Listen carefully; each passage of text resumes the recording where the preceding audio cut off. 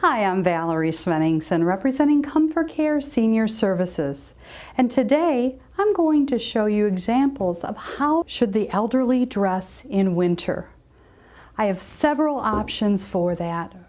The first thought is layers. The more layers that you have on someone, the more they can maneuver it if they get too warm, or they can add more if they're not warm enough. So you probably want to start with a shirt and then maybe a buttoned sweater or sweatshirt, tights or leggings, slacks over the tights or leggings, one pair of socks, sometimes two pair of socks. I have thin socks. It's nice to have the thin socks, and then you could put another pair over it. Coat, boots, a lap blanket. Thin gloves, same concept. Thin gloves, heavier gloves over it. What I want to do is go back over a couple of the items. A long coat so that it covers all the other clothing. It's important to be windproof. With a long down coat, you're windproof, you're covering everything else. If the coat also has a hood, that's very important. You should have a hat and the hood over the hat. That gives you a double layer. When they get into the car, they can then pull off the hood if they want to, and then when they get out, put the hood up again. It helps with the wind. A nice topping is also a scarf. That keeps their chest warm, unless you're wearing a turtleneck, and then you could also put the scarf over that as well. One of the things that my mother-in-law particularly likes is this that goes around the neck. You warm it up in the microwave. It actually has a nice calming scent.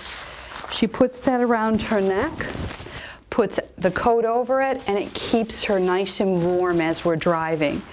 It's a nice option. The other thing she likes is this muff. It's something that she uses even in the nursing home. It has a nice stress ball inside, keeps her hands warm, gives her something to do with her hands, and she kind of likes the little dog part of it. It's a cute little idea, but it's also for warmth. One of the more important things to think about is safety. Boots. Boots or shoes, this is kind of combining both. It's important that you can loosen for days when their feet are swollen, and you can tighten it on days when their feet aren't swollen by the right size of length and width. These are also waterproof. If you did find some that weren't waterproof, you could spray them. Very important, they're flat, they have great treads for the inclement weather. Whether it's rain or snow, very nice to have the treads. That's important to find. It's rubber, non-slick, good, really good solid boot. Kind of nice inside as well.